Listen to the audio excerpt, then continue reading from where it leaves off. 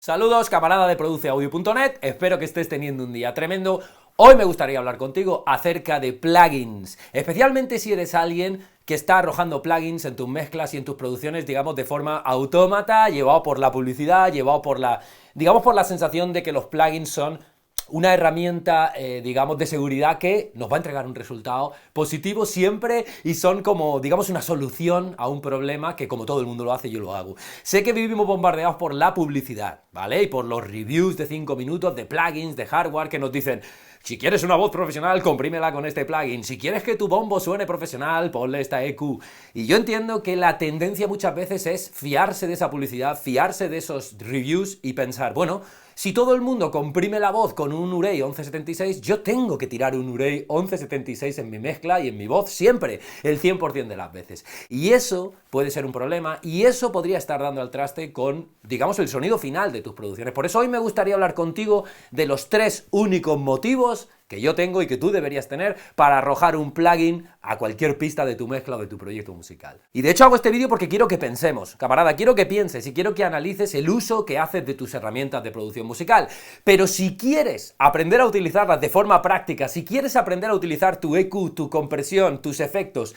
como un Jedi, en una sola tarde he preparado una formación gratuita que va a durar probablemente 3, 4, 5 horas, no lo sé, y en la que voy a destripar contigo el uso de la EQ, el uso de la compresión y el uso de cada uno de los efectos que tienes en tu arsenal, en tu paleta de colores, y además lo voy a hacer dividiendo el evento en 3 secciones, EQ, compresión y efectos, donde vamos a ver una parte teórica para que entiendas toda la teoría que necesitas conocer de forma sencilla y efectiva, donde vas a ver un montón de ejemplos prácticos para que puedas integrar esa teoría en un caso real, donde vamos a hablar de plugins clásicos, de EQ, de compresión, de efectos, donde vamos a tener rondas de preguntas y respuestas en vivo en cada una de las 3 secciones y donde vas a aprender a manejar todos tus plugins y tu hardware de producción musical como un Jedi, como te digo, en una sola tarde. De hecho, la voy a celebrar en vivo y en directo el próximo sábado 3 de julio a las 5 de la tarde, horario español, porque va a ser, como te decía, una formación de varias horas. Y además podría ser una formación premium de pago, pero te la voy a regalar. Lo voy a hacer completamente gratuito, lo voy a hacer en abierto para todo aquel que quiera acompañarme y que quiera inscribirse. Puedes darte de alta en el enlace que está apareciendo en pantalla. Como te digo, va a ser una formación de varias horas donde vamos a destripar las herramientas principales de producción musical y donde vas a aprender a manejar tus plugins y tu hardware de producción musical y de procesamiento de audio como un profesional en una sola tarde, quitándonos el polvo y la paja de en medio, centrándonos en la teoría que necesitas conocer, en todos los ejemplos prácticos que necesitas ver y en un montón de herramientas que vamos a destripar sobre la marcha para que tomes el control absoluto sobre cada uno de tus plugins o herramientas de producción musical, ¿vale? Así que próximo sábado 3 de julio, resérvate la tarde porque nos vamos a estar toda la tarde juntos y date de alta en el enlace que ha aparecido en pantalla, ¿vale? Hablemos ahora de esos 3 únicos motivos que yo tengo y que tú deberías tener para arrojar un plugin a cualquiera de tus pistas, en cualquiera de tus mezclas o de producciones musicales. Como te decía, lejos de la publicidad y lejos de la sensación de solución mágica que me va a arreglar el problema, vamos a intentar utilizar la cabeza. En primer lugar, un motivo claro para arrojar un plugin sobre cualquiera de las pistas, por ejemplo, de una mezcla en la que estás trabajando, es que esa pista sea una pista defectuosa a nivel sonoro. Defectuosa en el sentido de que, por ejemplo, tiene mucha pelota de grave, o tiene, digamos, mucha maraña en el medio grave, o tiene un exceso en cualquier, digamos, rango de frecuencias. Es un motivo claro para lanzar una EQ y corregir eso. O a lo mejor tienes una pista de voz o de bajo que estás escuchando tu mezcla estática, estás diciendo ese bajo a veces lo oigo súper claro, a veces lo pierdo, o esa voz de repente tiene un montón de sílabas que se me vienen a la cara, pero luego en el estribillo parece que se pierde, parece un poco como el Guadiana, ¿no? Que aparece y desaparece. Motivo claro para arrojar un compresor sobre esa voz para corregir, ¿no? Para digamos, reducir ese rango dinámico, ¿no? Y que la voz, o que el bajo que estábamos hablando, pues sea más constante, esté más presente y no tenga esos altibajos. Es decir, aquí se trata de analizar lo que tienes delante de tus orejas, entender los problemas que tiene una pista en concreto, digamos, localizar ese defecto sonoro que tiene esa pista y entonces aplicarle procesamiento de forma consciente y de forma además justificada. Pero camarada, nunca arrojes un plugin a una pista si no tienes claro el problema que quieres solucionar. No te dejes llevar por, como todo el mundo utiliza un 1176 con sus voces, yo tiro siempre un 1176 en mi voz, porque a lo mejor tu voz no necesita ese compresor. Es decir, todo está aquí y todo está aquí, y no deberías arrojar un plugin a una pista si no crees de verdad, oye, esta pista es defectuosa, tiene un defecto sonoro que tengo que corregir. Así que primer motivo, tengo que corregir un defecto de mi pista. Si yo no encuentro de verdad un defecto sonoro en una pista, ¿para qué voy a tirar un plugin sobre ella? Recuerda que cada vez que pones un plugin sobre una pista estás deteriorando el sonido de una forma u otra, así que más vale que, dado que vas a deteriorar el sonido, al menos estés corrigiendo un problema evidente, ¿de acuerdo? Segundo motivo por el que tirar un plugin sobre una pista, y es que una vez que has, digamos, corregido ese defecto sonoro, crees que esa pista podría engrandecerse o podría complementarse para mejorar su funcionamiento, por ejemplo, dentro de una mezcla. Por ejemplo, has corregido los problemas de tu bombo, o de tu bajo, o de tu voz, y una vez que la tienes insertada en tu mezcla y la estás escuchando, de repente dices, bueno, pues ya tengo esa voz, por ejemplo, comprimida y digamos en la primera línea de mi mezcla y la tengo controlada, pero creo, por ejemplo, que esa voz se vería beneficiada de un poquito de saturación para notarse un poquito más nítida y percibirse un poquito mejor.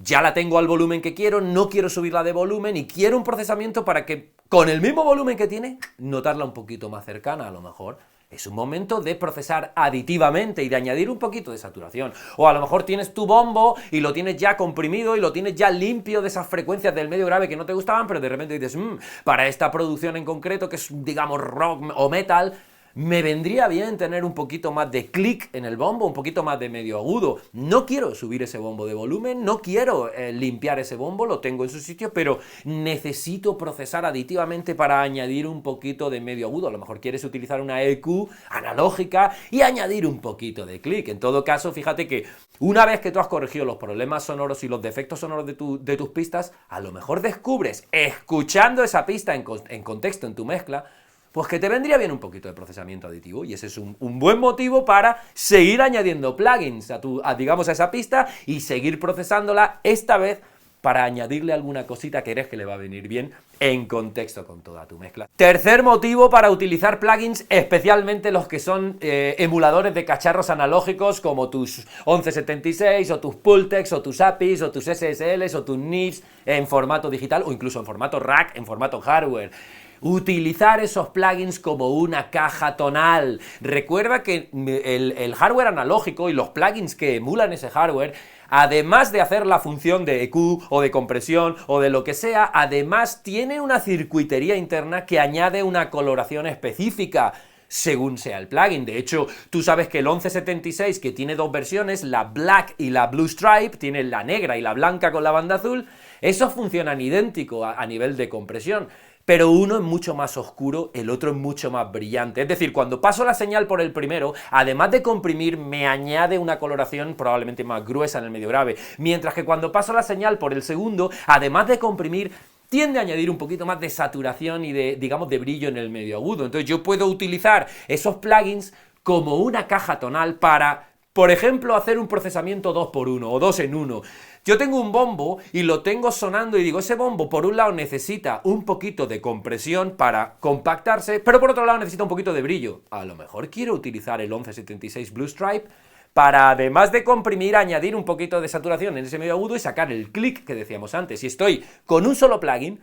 añadiendo probablemente dos procesamientos, uno de compresión y el otro de coloración. Entonces, ese tercer motivo del que te hablo es utilizar tus plugins analógicos o tu hardware para no solo comprimir o ecualizar o procesar, sino además utilizarlos como una caja tonal y añadir una coloración intrínseca al propio plugin o al propio equipo que te puede ayudar, como te decía, a que esa pista que estás procesando pues se escuche más nítida, se escuche mejor o se escuche